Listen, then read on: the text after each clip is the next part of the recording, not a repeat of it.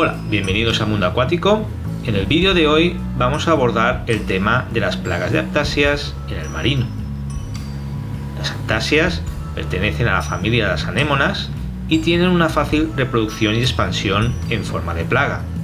Suelen venir junto a la roca viva o en algún esqueje adquirido viniendo adherido ya sea en la piedra del esqueje o en una base.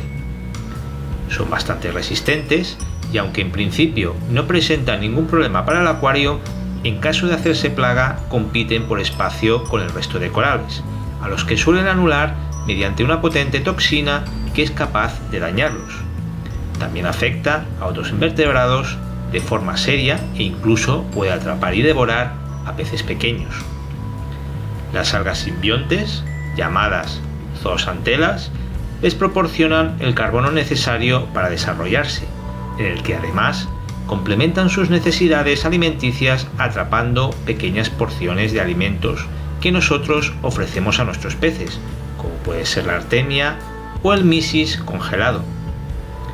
Controlar una plaga se vuelve complicado necesitando recurrir a acciones como control químico, como el juice, que es inyectar un compuesto a base de ácidos a través de una jeringuilla, intentando alcanzar la zona central donde la anémona tiene los órganos vitales.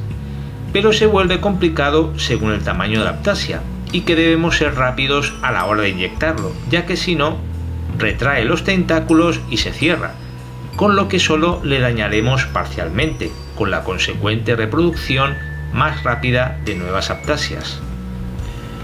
Otra forma de controlarlas es mediante depredadores que reduzcan la población de aptasias, como son las gambas Wundermanni, que por cierto debemos conocer su fisiología, ya que hay otra especie muy parecida, las Rhizocynethes duranensis, gambas que suelen atacar a los corales e invertebrados como los caracoles turbo.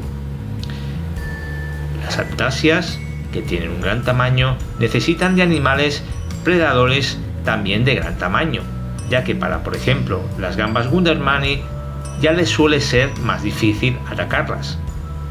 Los peces mariposa del género Chaetodon, por ejemplo, además de incluir las aptasias dentro de su dieta, incluyen a muchas especies de invertebrados y corales e incluso otras anémonas, como por ejemplo las del género Heteractis, con lo que no se recomienda si lo que se quiere es combatir las aptasias. Los peces mariposa Chelmon, en cambio, como por ejemplo el Rostratus o el Santurus, son animales recomendados al no tener tanta incompatibilidad con los corales. La dificultad se presenta en la mala aclimatación a la cautividad que tiene la especie y que suele generar su muerte en la mayoría de los casos, aunque se adapte temporalmente a la instalación. Con lo que desde Mundo Acuático queremos concienciar que no debemos utilizar estas especies solamente para dicho fin, de eliminar las aptasias, para posteriormente deshacerse del pez o simplemente no darle la atención que necesita.